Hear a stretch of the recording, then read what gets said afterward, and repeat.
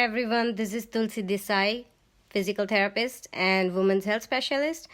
I hope you all watched my last video and it had great response about what to use when you're in pain, whether you should use hot pack or cold pack. And I have got some questions from some people and I answered those in private. But if you ever have questions after watching my video, feel free to reach out to me via personal message, or you can leave me a message through Active Body, Active Life, and I would love to answer your questions. So today I am going to talk about another common problem that a lot of people have these days. They are just exhausted all the times, and sometimes, and some of them also have bad headaches, but feeling exhausted and tired and have so many things to do, and you're running around all the time stressed out and you're not sure what's going on with you.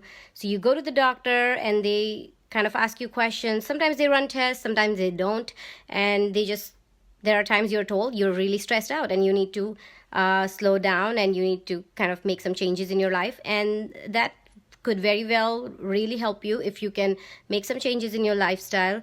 But a lot of times it's not just stress. A lot of times there could be more going on in the background that we are not paying attention to. Some of the reasons for exhaustion and feeling tired or even just not feeling well could be vitamin deficiencies. You could have B12 deficiency, especially if you're vegetarian, vitamin D3 deficiency, because none of us ever go out in the sun anymore, especially during morning hours, because everybody is either inside their house trying to get ready for the day, or they are at work, and we are just indoor all day long, and we don't get enough sunlight for our body to produce vitamin D3 naturally. So those two deficiencies can make you tired, irritable. It can make some drastic changes if your levels are really low. So make sure you consult your doctor, get your blood work done, and see if there are any deficiencies that you can treat. And it's simple treatment. You can start taking specific vitamins that you're deficient in. A lot of people argue, I take my multivitamins every day.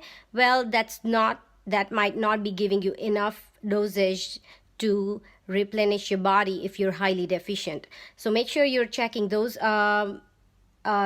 deficiencies and see if that can be treated. Another common problem, especially among women, new moms, or just busy women, or somebody, even if you're at stay-at-home mom, but thyroid deficiencies. So if your thyroid levels are low, that can also make you feel extremely tired, and it can come up with multiple weight gain and multiple symptoms. So you can these are simple tests. Your doctors can run those tests and give you results, and then you can start taking supplements as needed. Now let's say you get all that checked and you still can't find anything wrong with you. A lot of times poor posture, neck problems, jaw issues. If you're grinding your teeth at night, that can create tightness around this area, around your neck, and that can give you headaches too. And those headaches could be really bad, and you might start wondering if you have migraines. You go to your doctor and the doctor says they basically check you and they tell you, no, you don't have migraines. Well, those headaches are called tension headaches because they are postural.